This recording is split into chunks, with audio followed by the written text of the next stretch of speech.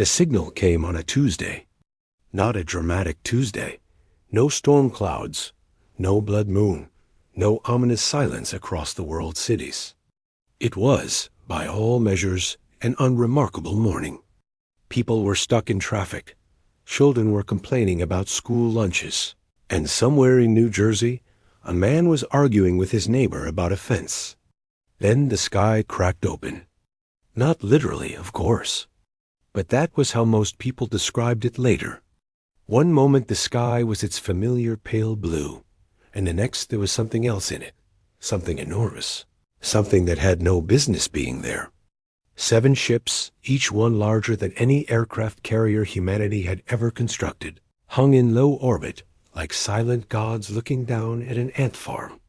They were not hidden. They were not subtle. They wanted to be seen. Within 6 minutes, every major government on Earth had gone into emergency session.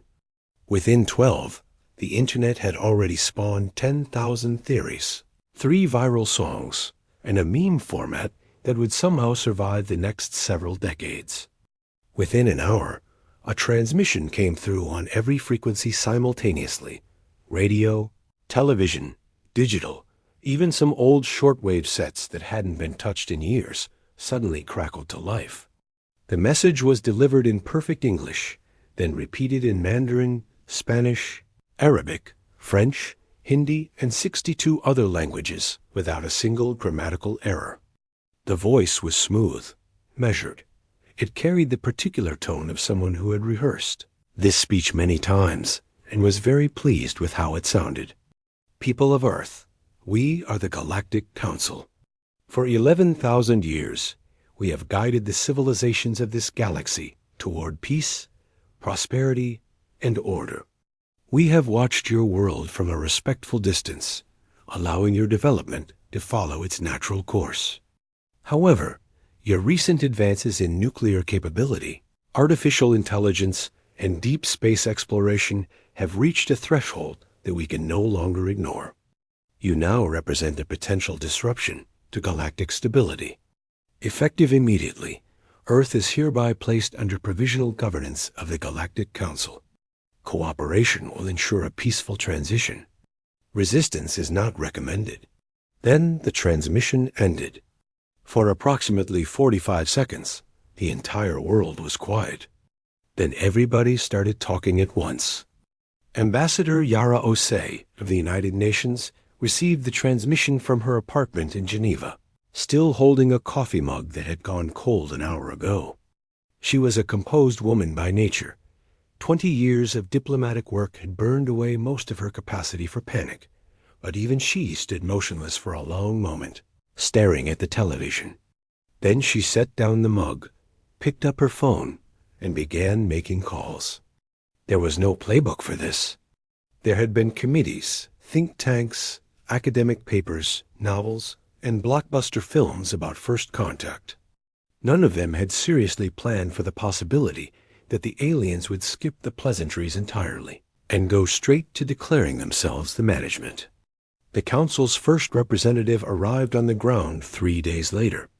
They had requested a formal meeting with the governing body of Earth, which had caused its own diplomatic crisis, since no such unified body actually existed. After frantic negotiations between the UN, the major world powers, and several smaller nations who were very insistent about being included, a delegation was assembled in a hastily prepared conference hall in Vienna. The representative was called a coordinator.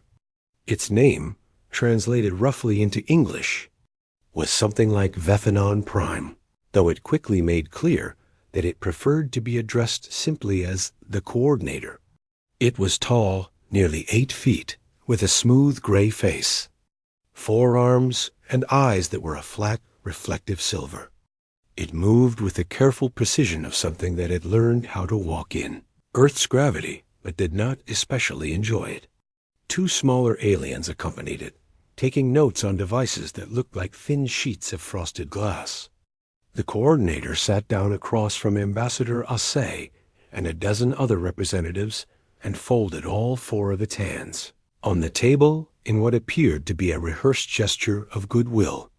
"We appreciate your cooperation in arranging this meeting," it said, through a small translation device clipped near its collar.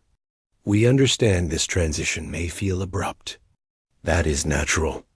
Every civilization we have incorporated into the Council framework has experienced a similar adjustment period. It passes." Ambassador Osei looked at it for a moment. "With respect, Coordinator, no vote was taken. No consent was given. You have arrived in our skies, announced our subjugation, and called it a transition. I think you'll understand if we have questions." The Coordinator's silver eyes shifted slightly. "We did not announce subjugation. We announced governance. There is a meaningful distinction. Could you explain that distinction? Governance means your daily affairs continue uninterrupted. Your cultures, your economies, your internal politics, these remain your own. The Council simply assumes oversight of matters that affect the broader galactic community.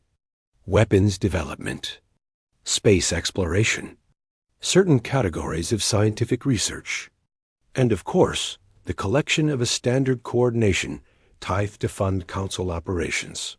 There was a silence around the table. "You want to tax us," said the French representative flatly. "The tithe is standard across all member civilizations. We didn't agree to be member civilizations. Agreement is not a prerequisite for membership at the provisional stage." The meeting went on for 6 more hours. It did not go well for the Coordinator.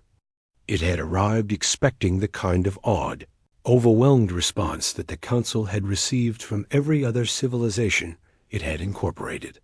Species who saw those 7 ships in their sky and immediately understood the power differential. Species who had never fought a world war, never split an atom, never written 10,000 competing conspiracy theories about the newcomers in the first 48 hours. The Coordinator had a script. It had talking points. It had prepared answers for resistance, for fear, for desperate bargaining. It had not prepared for the human delegation to spend 2 hours arguing, not with the Coordinator, but among themselves, about the legal definition of sovereignty under conditions of extraterrestrial contact, while the Coordinator sat and waited. It had not prepared for the Brazilian delegate to produce a 90-page document that she had apparently drafted on the flight to Vienna, outlining 17 specific violations of principles that didn't technically apply to alien entities, but which she argued should. It had not prepared for the quiet, methodical way that Ambassador Osei simply kept asking follow-up questions, not aggressive ones, not emotional ones, just precise, specific questions that required precise, specific answers, and which slowly revealed that the Council's provisional governance framework had enormous gaps in it when applied to a civilization as legally, politically, and culturally fragmented as humanity. The Coordinator returned to its ship that evening, having agreed to nothing except a follow-up meeting. It sent a report to the Council that used careful, measured language, but anyone who knew how to read between the lines would have recognized the tone.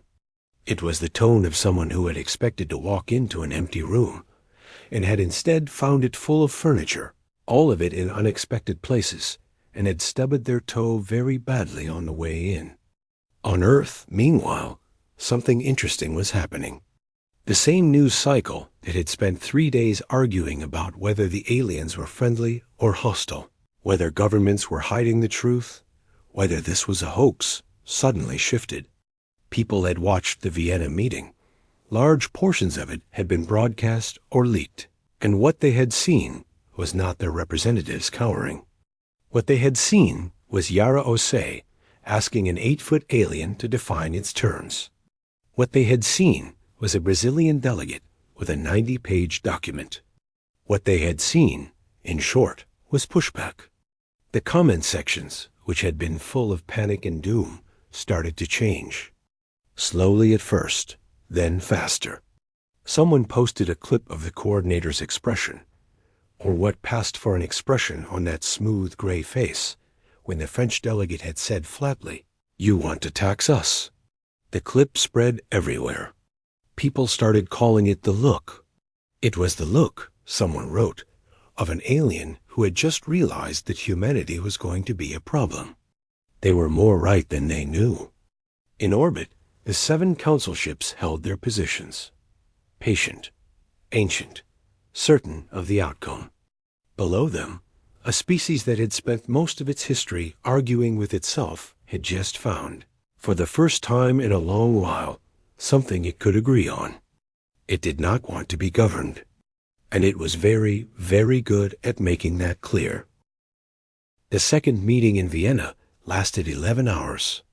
The coordinator arrived with 3 additional staff members, 2 legal specialists, and what appeared to be a very thick procedural manual. It had clearly spent the intervening days preparing more thoroughly. It came with amendments, clarifications, and a revised outline of the provisional governance framework that addressed several of the gaps Ambassador Osei had exposed in the first session. Humanity came with 47 delegates, 6 independent legal teams, a historian who specialized in colonial law, and a teenager from South Korea who had written a viral essay titled, "Why the Galactic Council's Terms Are Just." The East India Company was better. Ships which had been read over 400 million times in the past week, and which 3 of the delegates had printed out and brought with them. The coordinator had not anticipated the teenager. Her name was Ji Yun Park, and she had been invited as a youth observer after her essay had been cited in formal diplomatic correspondence by no fewer than 8 nations. She sat quietly in the back of the room, but the coordinator noticed that several delegates checked her expression whenever a new point was made, as if she were some kind of calibration device. The legal specialist the council had sent was a creature called a Vel, a species known for their mastery of galactic contract law, their patience, and their complete inability to understand why any civilization would consider a signed agreement binding if the power differential was sufficiently large. The Vel began laying out the council's amended framework with practiced efficiency. It spoke for 20 minutes without interruption, outlining tithe structures, governance protocols, research restriction categories, and the process by which Earth could, theoretically, apply for full council membership after a probationary period of 200 years. When it finished, a historian, a British woman named Dr. Catherine Halley, raised her hand. "The probationary period," she said. "Has any civilization ever successfully completed it and achieved full membership?" The Vel paused. "The framework allows for it." "That's not what I asked. Has any civilization actually done it?" Another pause. "The process is ongoing for several member civilizations." "How many?" 14. "And how long have they been in the probationary period?" The silence that followed was longer than the previous ones. "The longest," the Vel finally said, "has been in provisional status for approximately 6,000 years." The room went very quiet. Then it went very loud. The coordinator sat with its 4 hands folded on the table and waited for the noise to subside, which took considerably longer than it would have liked. When order was finally restored, Ambassador Osei spoke in a voice that was perfectly calm and somehow more alarming for it. "So what you're describing," she said, "is permanent subjugation with a theoretical possibility of liberation. We describe it as a structured integration pathway. You can describe it however you like. We'll describe it our way." Up in orbit, the council ships remained still, but things were beginning to move on the ground in ways that were harder to see. 3 weeks into the occupation, a word the council hated, and which had therefore immediately become the one everyone used, small acts of non-compliance, began to appear. Not dramatic ones, not sabotage or violence, just the quiet, determined friction of a species that had a 10,000-year history of telling authority to prove its legitimacy. In Bangalore, A research team that had received a council notice to suspend work on their AI project simply didn't. They cited 14 procedural reasons why the notice was non-binding pending further clarification. The council's administrative office sent a follow-up. The research team sent back a 40-page response disputing the jurisdiction of the administrative office and requesting that any further correspondence be directed to their legal representative, who was currently unavailable until the following month. In São Paulo, a group of engineers who had been working on a small orbital launch vehicle received a suspension notice and immediately filed for an exemption under a clause that one of them had found buried in the Council's own framework documentation, a clause that permitted continued operation if the project served purely scientific purposes with no military application. They had spent 2 days rewriting their project documentation. The exemption request was 93 pages long. The Council had no mechanism for processing a 93-page exemption request because no civilization had ever submitted one before. In Moscow, a theoretical physicist named Dr. Alexei Morozov published a paper suggesting that 2 of the 7 Council ships in orbit were positioned in a way that created a specific electromagnetic interference pattern over the North Atlantic, and that this pattern was having measurable effects on migrating bird populations. The paper was technically legitimate, the interference was real, and the bird data was accurate. Within a week, it had been cited by 17 environmental organizations, 3 governments, and 1 very determined grandmother in Nova Scotia who began a letter-writing campaign demanding that the Council move their ships away from the birds. The Council's communications office received over 900,000 individual letters about the birds. The coordinator, reading its daily briefing, found that it had spent more time that week discussing bird migration patterns than galactic governance. It sent another carefully worded report to the Council. The tone was still measured, but there was something underneath it now that older Council administrators recognized. They had seen it before, occasionally, in civilizations that proved more difficult than anticipated. It was the particular frustration of an unstoppable force that had discovered it was not, in fact, hitting an immovable object. It was hitting a swamp.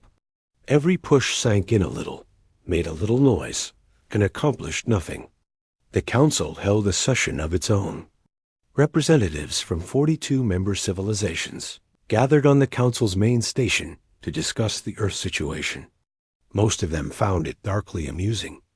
De Vale, who had attended the Vienna meetings, gave a report that described humanity as procedurally adversarial, organizationally inconsistent, and resistant to hierarchical framing in ways that appear to be culturally systemic rather than strategically coordinated. One of the older Council members, a four-eyed being from a civilization that had joined the Council 3,000 years ago and had been a full member for 8 centuries, listened to the report and then asked a question. Are they coordinating this resistance? Is there a central command directing the non-compliance?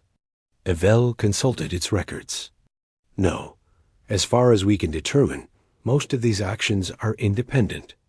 Individual groups and persons acting separately without coordination. They're doing all of this spontaneously? That appears to be the case.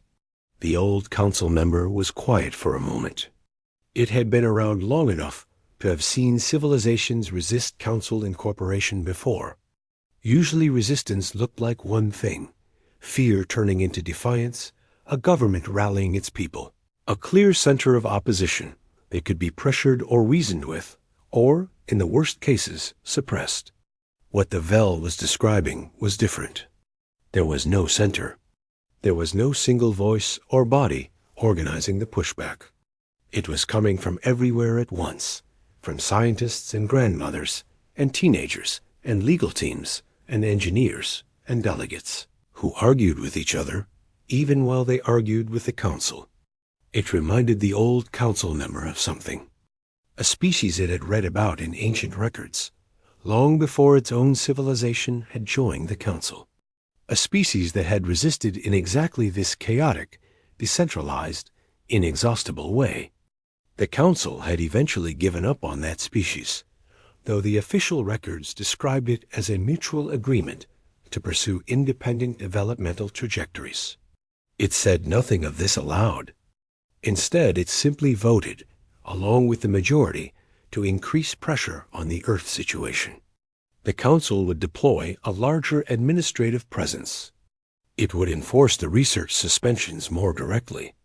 It would make clear, in terms that could not be misinterpreted, that provisional governance was not optional. None of them had yet understood the critical error they were making. They were treating humanity's resistance as a problem to be solved, a complication to be managed. They had not yet recognized it for what it actually was, a preview. Everything they had seen so far, the 93-page exemption requests, the bird letters, the viral essays, the Vienna meetings, all of it had been spontaneous, unorganized, the natural behavior of a species acting on instinct. They had not yet seen what humanity looked like when it actually tried. That was coming. On the ground, in a converted conference room in Nairobi, Ambassador Osei sat across from Ji Yon Park, who was no longer just a youth observer, and was now, somehow, the informal coordinator of a global strategy, group that had no official name and no official authority, and had still managed to produce more effective resistance in 3 weeks than some sovereign nations managed in decades. Ji Yun had a whiteboard behind her, covered in diagrams and notes and connecting lines. She was 17 years old, and she had dark circles under her eyes from not sleeping enough. And she was the most focused person Osei had met in 30 years of diplomacy. "They're going to escalate," Osei said. Ji Yan nodded. She had expected this. "Good," she said. The council's escalation arrived in the form of enforcement officers. 12 of them deployed to 12 major cities simultaneously. They were not soldiers.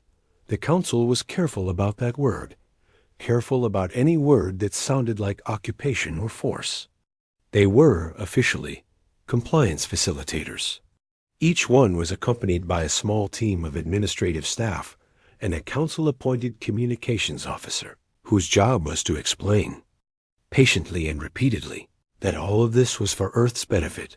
The city chosen for the highest profile deployment was Geneva, which the council had selected because it was already the seat of so much international diplomatic infrastructure, and because they believed that putting a visible, administrative presence there would signal seriousness to the kinds of people who paid attention to international diplomatic infrastructure. What they had not accounted for was that Geneva was also, at that moment, home to approximately 400 journalists from around the world who had been camped there since the first Vienna meeting, and who had absolutely nothing better to do than cover large gray aliens setting up in Office 3. Blocks from the UN building. The compliance facilitator, assigned to Geneva, was named something unpronounceable that the press had immediately shortened to CF7. It was larger than the coordinator, with a broader frame and the kind of deliberate, unhurried movements that suggested it was accustomed to being obeyed. It arrived, set up its administrative post in a building that had been briefly and mysteriously available for lease, and issued its first formal compliance notice within 24 hours. The notice was directed at a Swiss-based research consortium that had continued work on a quantum computing project that fell under the Council's restricted research categories. The notice was very official. It had 17 sections. It cited 42 provisions of the Provisional Governance Framework. It required a response within 72 hours. The consortium's response arrived in 68 hours. It was 412 pages long. Their legal team had pulled in consultants from 6 countries. They disputed, on technical grounds, whether their research actually fell under the cited provisions.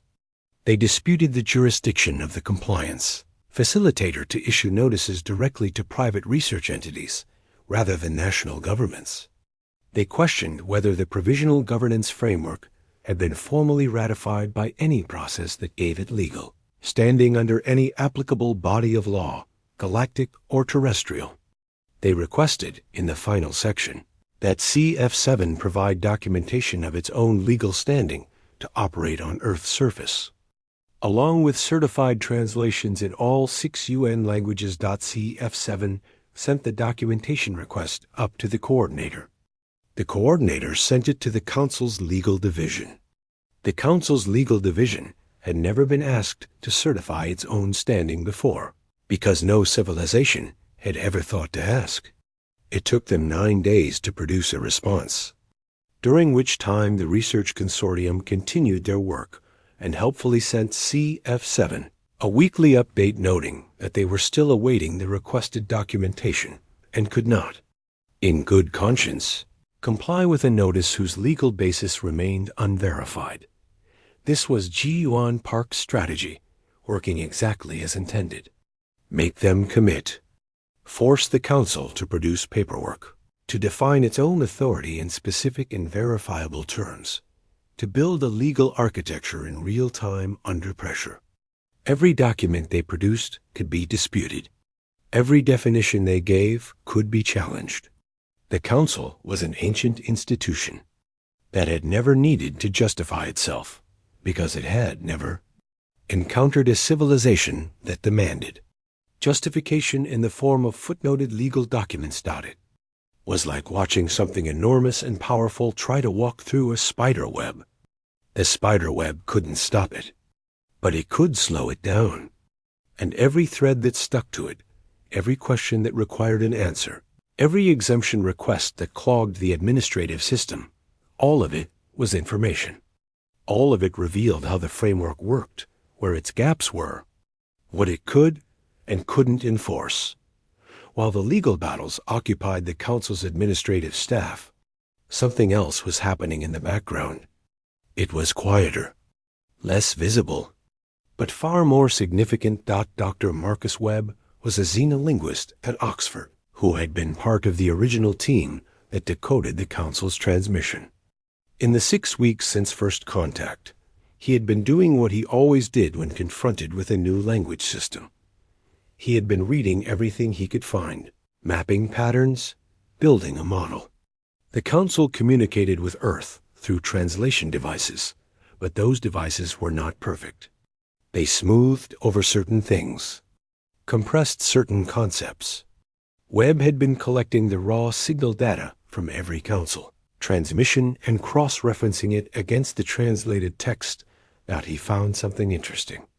The Council's language had a grammatical structure that encoded hierarchy differently, depending on whether the speaker considered the listener a person or a resource. In the translations, both registers came out sounding polite and diplomatic.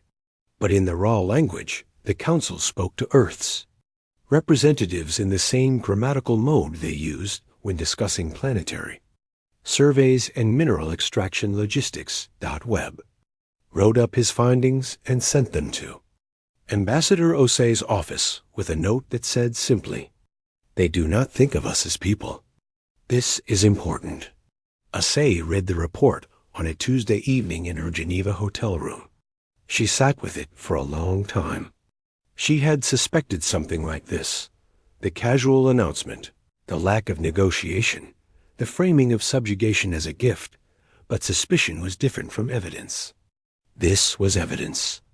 She forwarded the report to the strategy group, to Ji-Yuan, to 27 governments, and to 3 journalists she trusted. It was published 2 days later.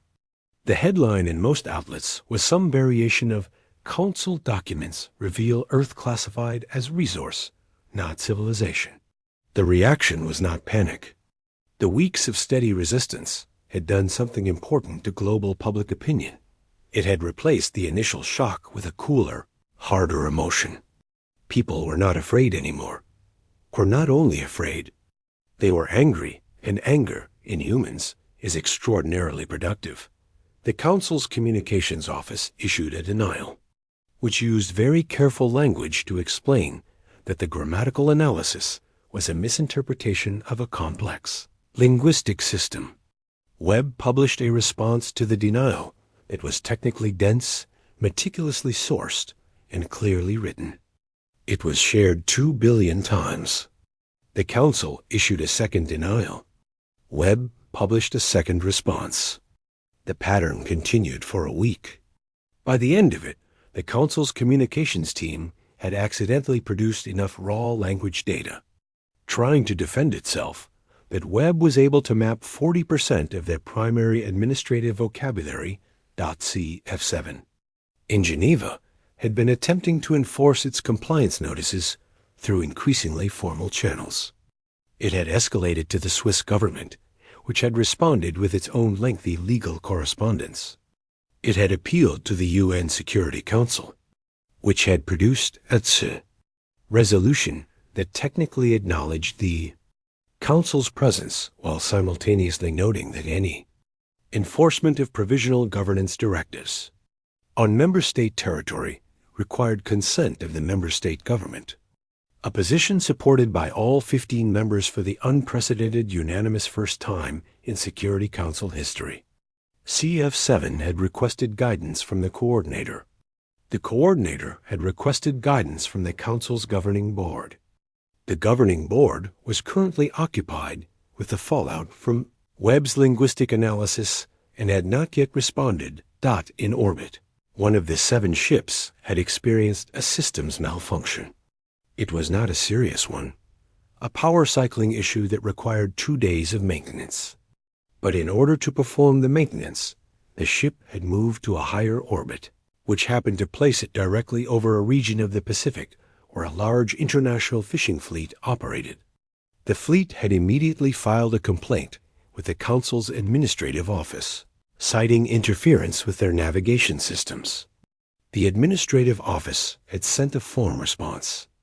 The Fishing Fleet Association had sent back a 100-page document alleging disruption of their commercial operations and requesting compensation under 14 separate provisions of international maritime law.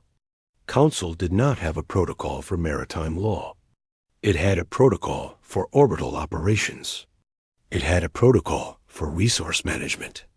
It had never needed one for the specific case of a fishing fleet citing maritime law against a starship. That complaint had been sitting unprocessed for 6 days when the Council's governing board finally convened an emergency session.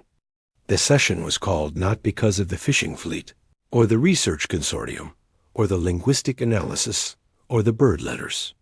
It was called because someone had finally added up all the administrative workload that Earth had generated in 6 weeks and compared it to the average administrative workload generated by any other provisional member civilization over the same period. The comparison was startling. Earth had generated more administrative cases, exemption requests, legal disputes, formal complaints, appeals, and requests for documentation than all 14 other provisional member civilizations combined. Not over 6 weeks ever, in their entire history as provisional members, the governing board. The question of whether the Council had made an error sat on the floor of the governing board session for 40 minutes before anyone gave it a real answer.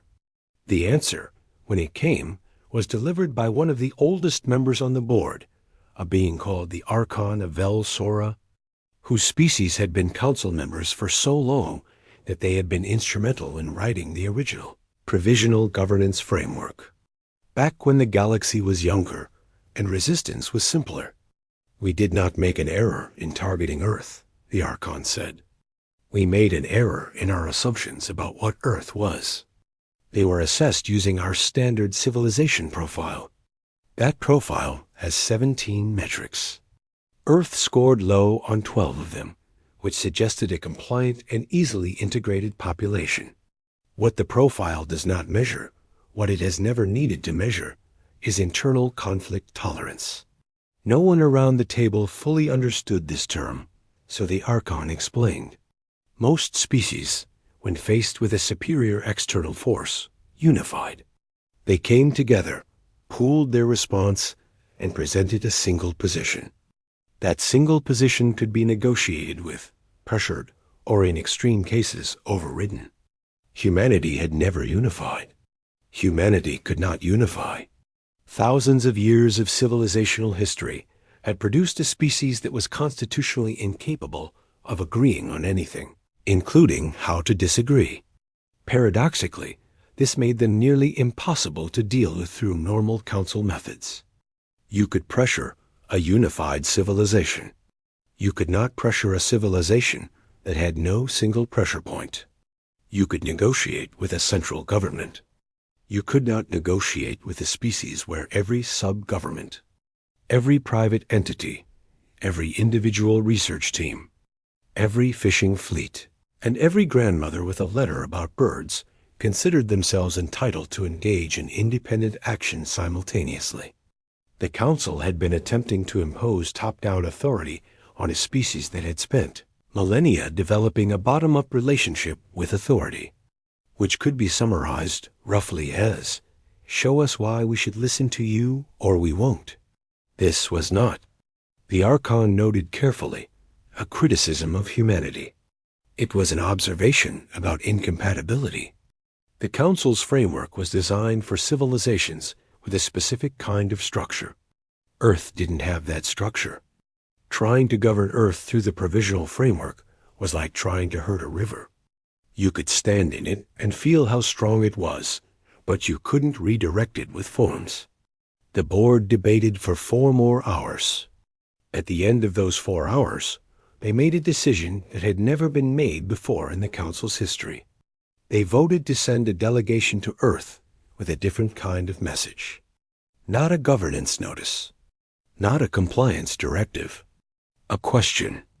Ambassador Osei received the request for a new meeting in the early morning, and for a moment she stood at her hotel window looking at the dark shapes of 2 Council ships visible against the pre-dawn sky. The rest had shifted position over the previous weeks. A detail that Dr. Webb had noted, in which the strategy group had quietly logged, and she felt the shift in atmosphere before she fully understood it. Something had changed. The request was worded differently from before. Less declarative. More careful. She called Ji Yan. They want to talk, she said. Of course they do, Ji Yan said. She sounded tired but alert. What do they want to talk about? The message doesn't say. Just that they want to discuss a new framework. There was a pause. New framework could mean anything, Ji Yan said. Could be a trap. Could be a genuine offer. Could be they're just buying time. Could be all 3. Yeah? Another pause. Go, listen. Don't agree to anything that doesn't go through the full group. Make them define every term. Osei almost smiled again. I know. The meeting that followed was different from the first ones in Vienna. The coordinator was there, but it no longer had the smooth, rehearsed manner of the opening sessions. It had spent 2 months in close proximity to humanity, and it showed.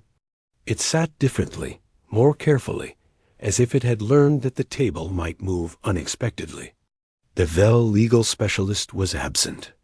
In its place was the Archon of Vel Sora, who had made the journey from the council station personally, which was apparently a significant gesture. The Archon was small, surprisingly, barely 5 feet tall, with 4 arms like the coordinator, but older-looking, if age was something that applied, with faded patches of color across its skin that might have been marks of rank or simply time. The Archon looked at Osei for a long moment before it spoke, and its expression was something that she later described in her own notes as the look of a very old teacher encountering a student who has asked a question they themselves forgot to ask. You have created, the Archon said, A situation that is without precedent in 11,000 years of Council history. We've been doing our best, Osei said. We are aware. The Archon placed its small hands on the table. We would like to understand something. You have resisted our framework at every point.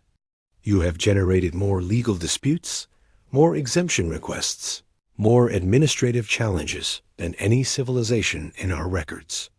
You have done this without central coordination, without a unified strategy, without, as far as we can determine, anyone actually being in charge of the resistance. That's fairly accurate. Why? Osei considered the question. It was not the question she had expected.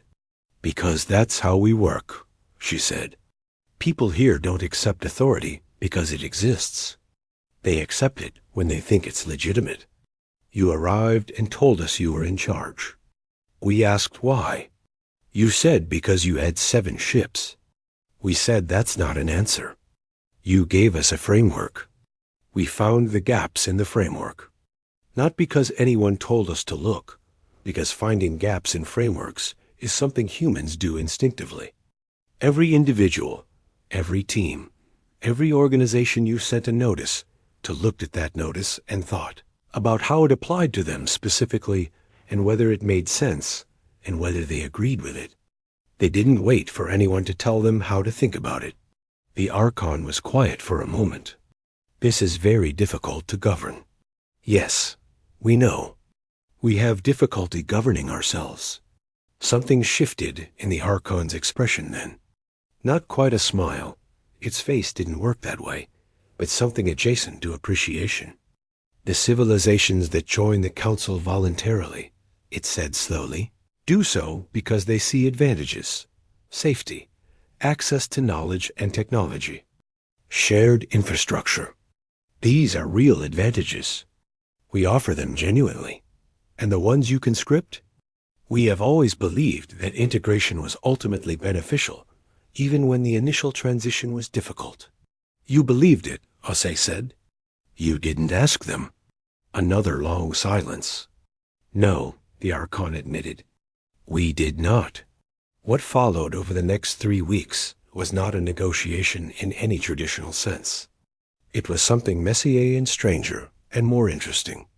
The Council, under the Archon's guidance, produced a revised proposal. Not a provisional governance framework.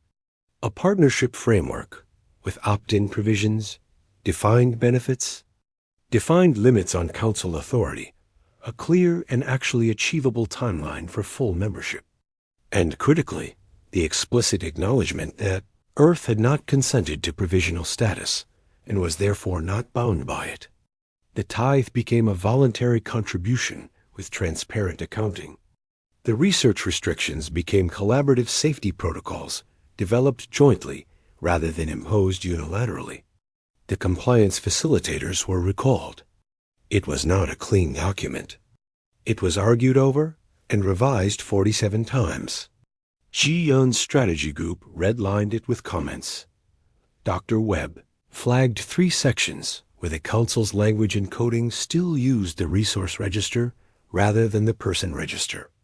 And those sections were rewritten. The fishing fleet got an actual apology and a guarantee of advance notice for any future orbital maneuvers that might affect navigation. The grandmother in Nova Scotia received a personal communication from the coordinator through appropriate channels, confirming that the ship repositioning would not further affect bird migration patterns. She wrote back a thank you letter and a fruit cake recipe, which the coordinator received, examined carefully, and filed in the administrative records under a category it had to create specifically for the purpose. On the day, the framework was signed, not just by Earth's governments, but ratified through an unprecedented popular consultation, process that Ji Yan had designed, and that took 6 months to complete, and which had an 81% global participation rate. The Archon stood in the signing hall and looked out at the room full of humans who had spent 9 months fighting over, arguing about, and ultimately building this moment together. It had lived for a very long time. It had seen many things, but it had never seen a species that argued with itself while it argued with everyone else, and somehow, through sheer persistent friction, ended up producing something that worked. The other civilizations in the council had joined because they were impressed. Some had joined because they were afraid. Humanity had joined, in the end, because it had read the fine print, fixed the problems it found, and decided on its own terms, in its own time, in its own very loud and chaotic way, that this was something it could live with. The Archon signed its name to the document and looked across the table at Osei and Ji-Yon, who was now 19 and had